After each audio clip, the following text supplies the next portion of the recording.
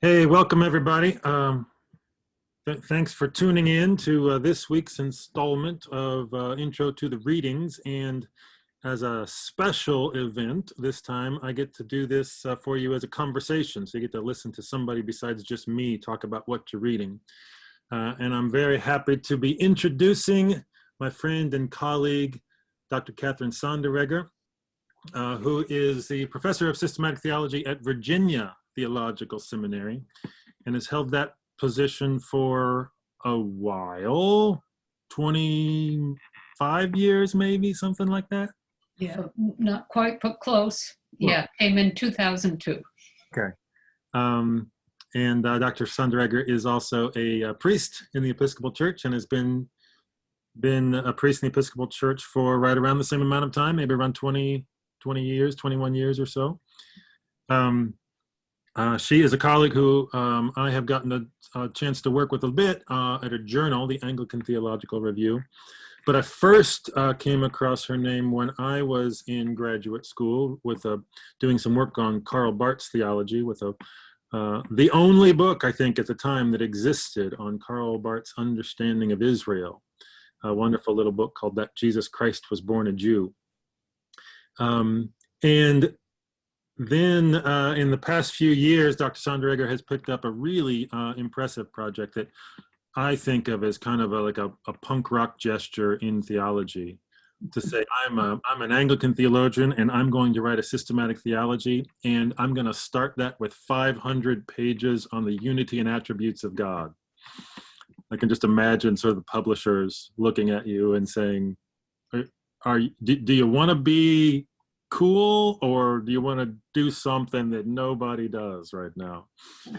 I love that you did this thing, and you're now 2 volumes in, and it's a remarkable work, and I'm having lots of fun reading it. In fact, the students read a chapter of that to get us talking about how Scripture functions within systematic theology. So you've already been our teacher once, and I'm looking forward to talking about this amazing reading from Kathy Tanner with you today. Thank you so much for being generous with your time, Dr. Sonderegger. It's wonderful to be here, Tony, and great to be here virtually with your class. Easter blessings to you and to the whole community at Seminary of the Southwest.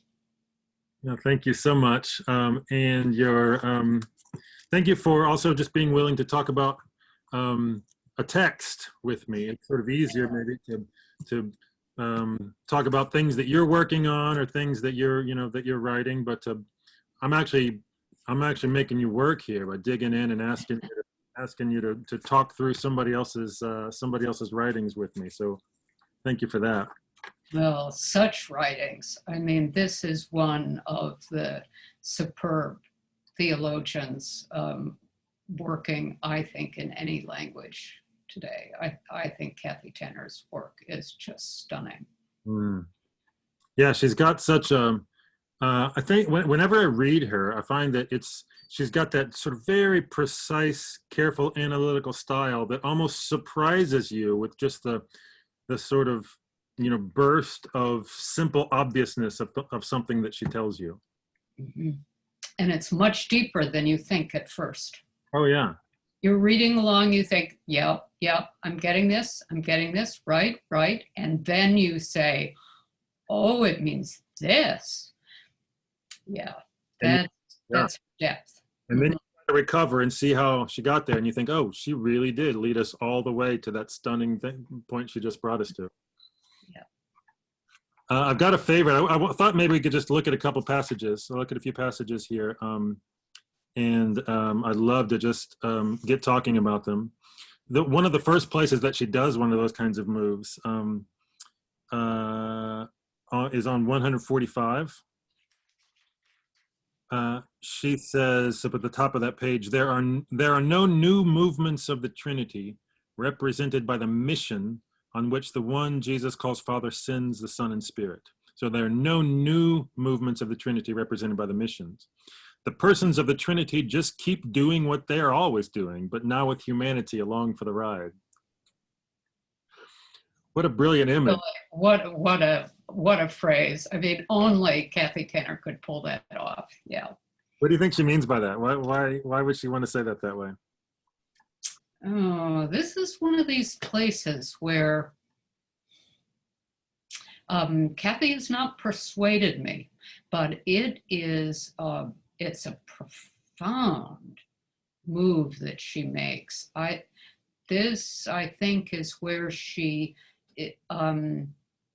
favors Rauner's view that the immanent Trinity is the economic Trinity, and therefore there is nothing new in these relations, the taxes, the roles, as she calls it, for the persons, over and above what we see in the economy.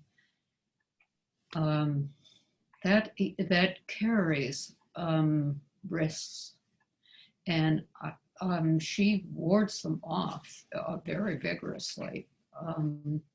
But I take her to be affirming there that there are not two trinities, so to say, that there really is just, there is just this movement among the persons.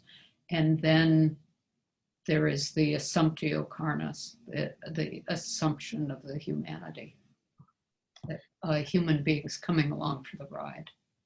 How do you read this, Tony? Well, the way that you said it gave me pause, because I hear saying, did I hear you say that the way that the way that the persons relate in the immanent Trinity has nothing to add to the way that the persons relate in the economy? I think, is that the way you said that? I think that's right. I think that is, it's a relation of identity. I think she would go that far with Rauner. Because I hear the emphasis here on the other way around, like the economy has nothing to add to the Trinity ad intra. Yes, of course, that has to follow. But the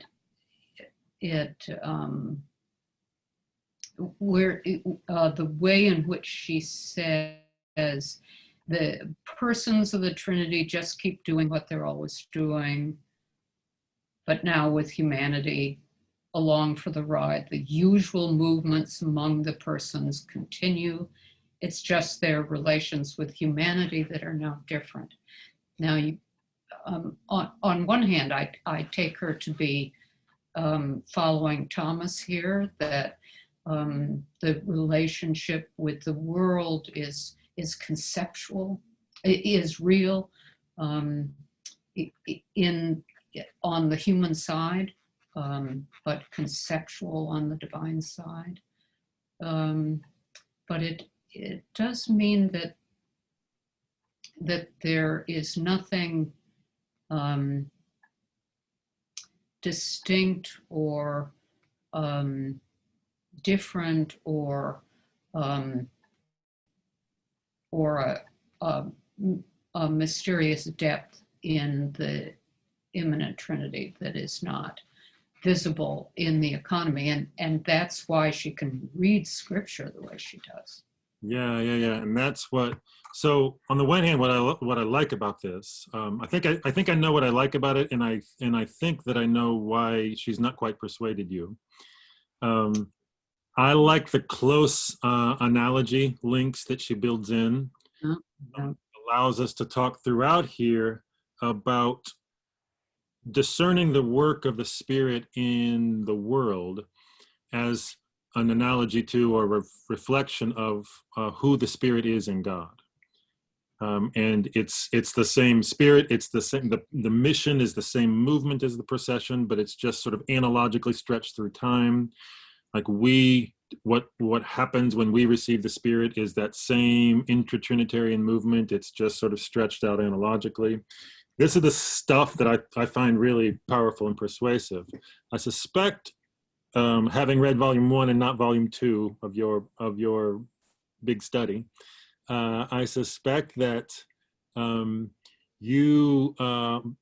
know, in your first volume, you start with the unity of God and say, before we ever talk about the Trinity, because of the way that link builds us into creation and economy, I think, you want to talk about the mysterious transcendence of the one God in a way that may not sort of issue immediately in analogs, where humanity can sort of latch on for the ride.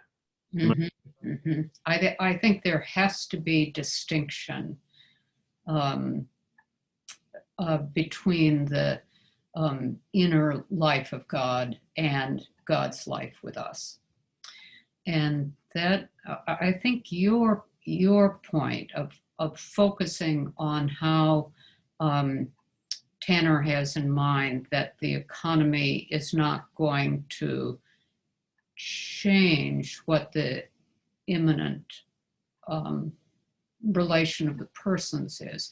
That's a really good point, and one of the places where Tanner wards off the thing that's most worrisome about Runner, and that's the vice versa that he adds. So it's not just that the immanent is the economic, but the economic is the immanent. That vice versa gives rise to real problems. But still, this is the kind of relation to the economy, I think, that that does not leave a proper reserve for the hiddenness and mystery of God. That's what you find missing in Ronner's vice versa, right? Right. I mean, there are all kinds of problems, and we see those problems in Barth too. And Barth is more daring than Ronner in working that out, but in the way that we're getting filiation here, so we're all children, sons of God, as the eternal Son is Son of the Father. That is so close, an expression, a temporal expression of the inner taxis, that I worry about defending the aseity, the transcendence, the hiddenness of God here. Yeah, and I definitely see that in Ronner with that sort of reductive vice versa. Then you get a God who really can't be more mysterious than God than the way that God shows up in the economy.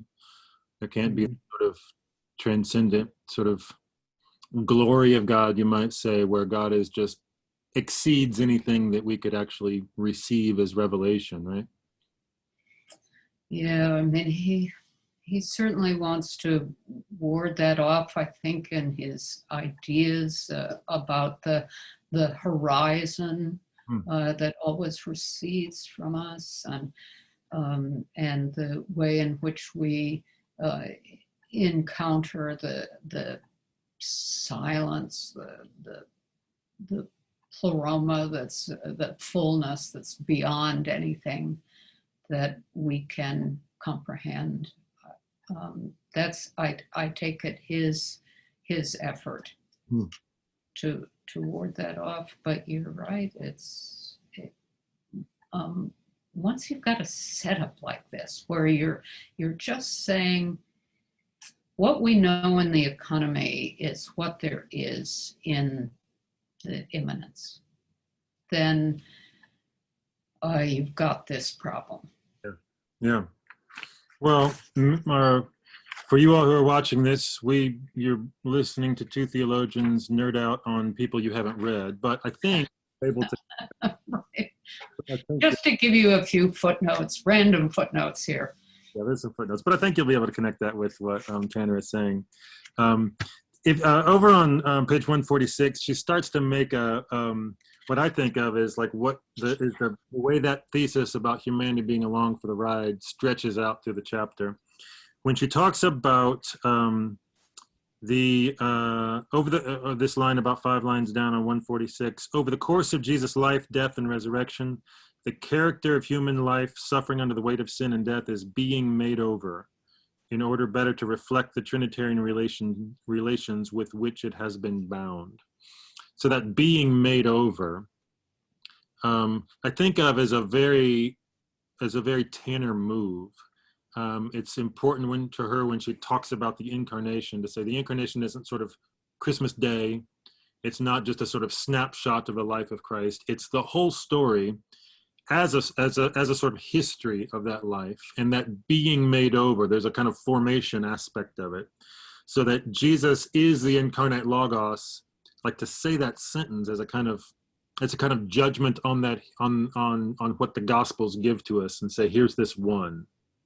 And I take that being made over as that's the important link she's going to give us as to this is how you come along for the ride, because what we find out in the incarnation is possible for human life to be made over into an image of the Logos.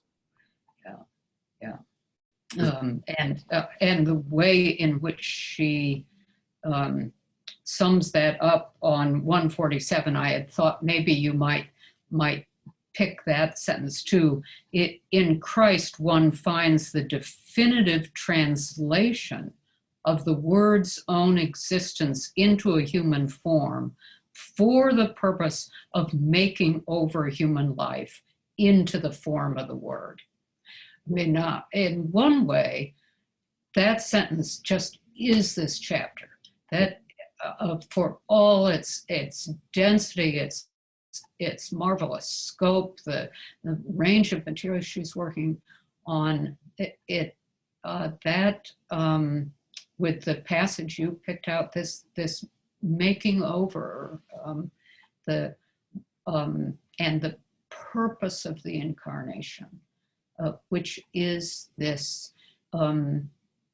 She doesn't use deification language here, but it seems to me that that's the world, and she often has these Greek and Russian Orthodox figures in the footnotes that she's talking about, that were being made over into the Logos. And so that's another way in which the immanent Trinity, that the roles that these persons play, as how she puts it, is seen in the economy, because being made an eternal Son is just what's happening here with us creatures. Yeah, that's that translation word is a really interesting one there, isn't it? Like that's what you're looking at when you're looking at Jesus. You're looking at a translation of the divine Logos into human embodied life, and that becomes and the purpose of that. And this is the purpose of that is making over all human life into the form of the Word. This to me is like just a commentary on God became humans so God became human so that humans could become gods or could become divine. Right. And you can see that at the end of Athanasius's treatise De Incarnatione, and Tanner used Athanasius a great deal in her brief systematics, and so that language of assumption and deification is everywhere in the essay. Yeah. It does mean that the ideas that some modern theologians have favored drawing on Duns Scotus, that God would have been incarnate even if the world had not fallen. I think this does not follow. I think she follows Thomas Aquinas here, that the purpose of the incarnation is the healing of the the sinful world. Yeah. Yeah, we just in fact read that that passage from Thomas where he asked that question, and where he, as he said, answers it in the negative. This would not, if we had not sinned, God would not have become incarnate. Although he sees it's he sort of notes especially there the complexity, but he says Scripture seems to link the coming of the incarnate one with the economy of sin and death, and so it seems to be a response to that. Right, and notice too, in that Quaestio, Thomas allows the possibility that God could have saved in another way. And that, I think, is something that Tanner can't say. I think the thing we were talking about before of this binding of the life of God to the economy in this way that seems to me identity, means that there is no, I think it means that there's no counterfactual for Tanner. There's no God could have done it otherwise. And I think this is one of the things that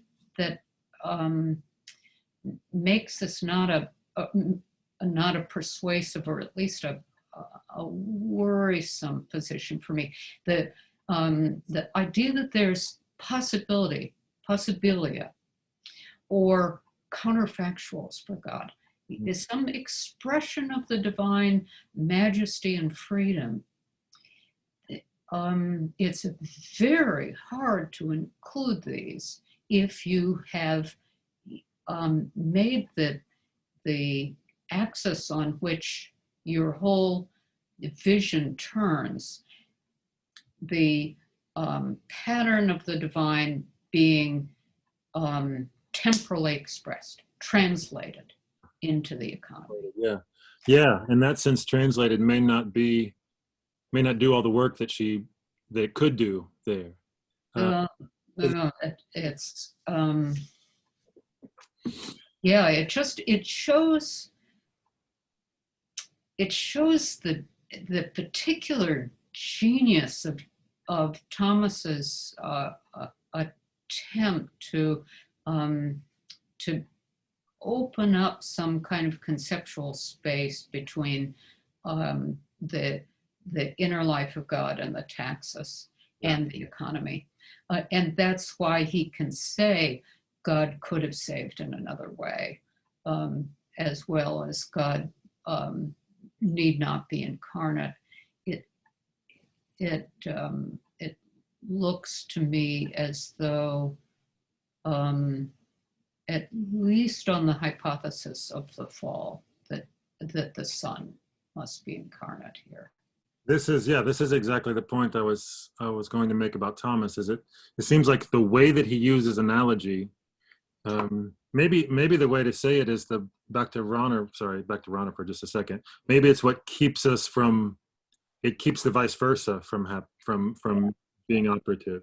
So this is what I mean is the way that God shows up in the economy is for Thomas a fitting expression of who God is in God's immanence, and yet that's not to say God is no more in immanence than God is in the economy, because that's what would make you say, well, it couldn't have happened in the other way. And Thomas says all we can say is this was a fitting way for it to happen. We can sort of observe the analogy and celebrate it here, and that's about all we can say. Yes, I think that would be another way of thinking about this whole chapter, is the relation of necessity and possibility, or the fitting. And this, in my reading here, it looks as though we have something that is much closer to necessity than Thomas would have us think about the economy. So for all of you who have wondered why you're reading so much Thomas Aquinas, this semester. Dr. Sonderegger just told us, keep at it. That's what Yeah, see, it will pay off. And you will come to passages like this and you will say, but the relation on the human side, that's conceptual, and God's relation to the saving work is not necessary but fitting. Right. This convencia is that's central to Thomism. Yeah. you are speaking my love language. Can I get you to comment on one more passage? And this is going to build the spirit in a bit more precisely and actively than right. I want to pick this up. So pick that same theme of being made over into the Logos. I want to pick that up again when she right at the end on page 199. She says, the Spirit does not merely join us to Christ, but once we are so joined, enters within us as the power for new life, according to the shape of Christ's own life as the Son incarnate. We are not just joined to Christ, but we are to be made over into him by the power of the Spirit we have from him. This seems to me like such a powerful way of thinking, not just about the Spirit, but sort of what the whole salvation story is. I get this from her. It's not, salvation is not what we call what God did for us in Jesus. Salvation is what we call what God did for us in Jesus and does in us and through us by the power of that Spirit. We are being made over into Christ, and that's where that's where the saving action really happens. Mm-hmm. And the whole course of Christ's obedience, as Calvin puts that, it is central, as you said so well. So it's not a single moment. It's all these moments of the Son's temporal mission in the Spirit. And this passage wonderfully points to Tanner's Spirit Christology, which I think is very daring in all the ways that we talked about. It's not only that the Spirit takes the initiative in Jesus's earthly life and drives him into the wilderness and is with him in prayer and instruction on the third day rising. But this is actually, because of all the things we've been talking about so far, it tells us that that's the relation of the Spirit to the eternal Son.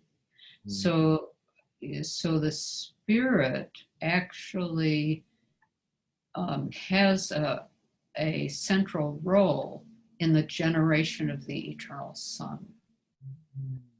So rather than, as Thomas Weinandy, she has that kind of discussion in the footnotes with Weinandy. And Weinandy takes the traditional Thomistic position of saying that the relation of Son and Spirit are inverted between the economy and the immanence. But of course, Tanner can't say that because of all of these prior things we've been talking about. So there's not an inversion, but it's a mirror. So if we see the Spirit driving the Son out, then the Spirit must be the one that is central to the generation of the Son, even as the Spirit rests on Mary and generates the birth of Christ. Because that analogical link between missions and processions has to hold. Right. And yeah, I mean, maybe it's, you're showing me something in the reaction, your reading of that first passage, and in your use of analogical language that is new to me in my reading here. And this that's really helpful to me. It may be I've read these passages as identity. I've Mm. read them very Ranierian like. But you're using this language of analogy, and that um, that could be a way to answer some of the things I'm worried about here. It um, it doesn't it doesn't handle the way in which the Spirit, we just read off from Scripture what the role of the Spirit is in the immanent Trinity. Mm-hmm. That's very strong. You're saying we can or we cannot read it off? We can. That's why we know that it's not inverted.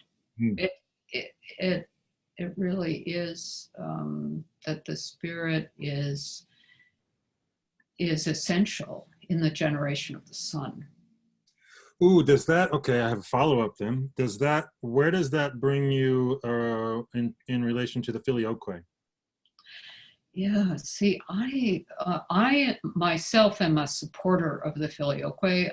I think, and I've been persuaded by Yves Congar that that we can read at least the Greek fathers in a way that is consistent with Augustine's De Trinitate. And it seems to me that the full equality of the persons and of these relations or processions is guaranteed, is underwritten by the filioque. But does saying that the spirit proceeds from the Father and the Son make it more difficult to say in the immanent Trinity the Spirit is active in the generation of the Son? Yeah, and another good thing too, I say, right? Because I don't want this this mirroring in which we look at the life of Israel or the life of Christ, and we say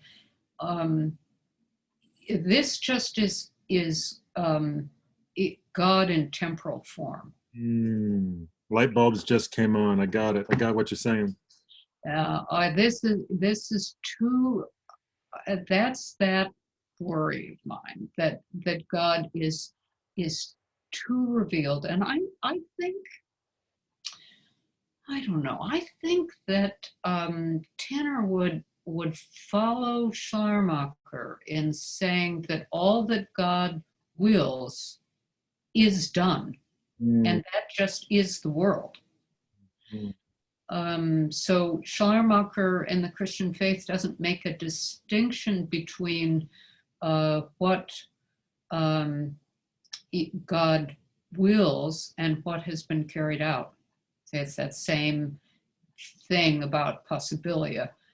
There's no counterfactual, there's no freedom in God's will in this sense. And I think the Tanner would follow Schleiermacher there. And so we look at the world. I mean, this is, right, that's Hegel's great insight. The real is the rational. I see that here, and yeah, there's wonderful strength in that. I mean, you can see exactly this whole making over of the human nature. The Trinity, as she says, is not just some kind of arcane doctrine filled with lots of technical terms and things you're afraid you're going to get wrong.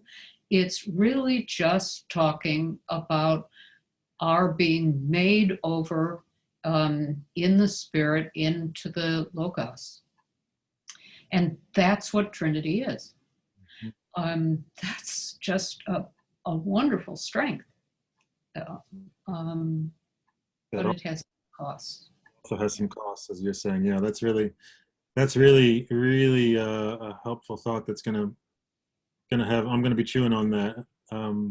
Especially this. Yeah, just back to my filioque question, just to make sure that wasn't too inside baseball. What I heard Dr. Sonderegger saying there was, the filioque is an appropriate thing to say. And, the Spirit proceeds from the Father and from the Son. Because even if that isn't the way that, say, the Spirit operates, there seems to be some possibility of reversal within the economy and the life of Christ. The Spirit drives. The Spirit isn't just sort of proceeding from the Son. The Spirit is driving the Son. The Spirit is alive when the Son is dead. All of this in the economy. And what I hear you saying is that's all to the good theologically, because that's part of where we sort of can note the glorious mystery of the immanent Trinity that's not sort of reductively revealed in the created world. Yeah, that very well said. Yeah, these are really deep problems in the structure of Trinitarian theology and its relation to Christology, which is Tanner's main theme in the book, I think, and how our salvation is supposed to be embedded in these doctrines. And I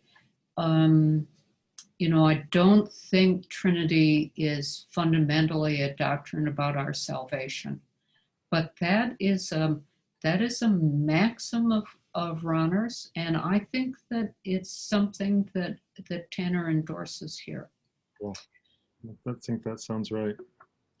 Well, this has been super fun. I don't want to overload the students, so I think we've already dropped about 15 bizarre and fresh names in here, just for people who have idle time, and they wonder, what can I fill my empty hours with? And I don't know. Our footnotes. I don't know what it's like at Virginia, but our students here in Austin have lots of idle time. Yeah, that's it. They're just lying around saying what to do. So Schleiermacher's Christian Faith, Calvin's Institutes, Thomas, the Questions on the Incarnation, and Middle Knowledge. Right. That'll fill it up beautifully. Thank you so much for the gift you've given us, and for your generosity, and for just your friendship, and for talking through this really complex and beautiful text with me today. Thank you.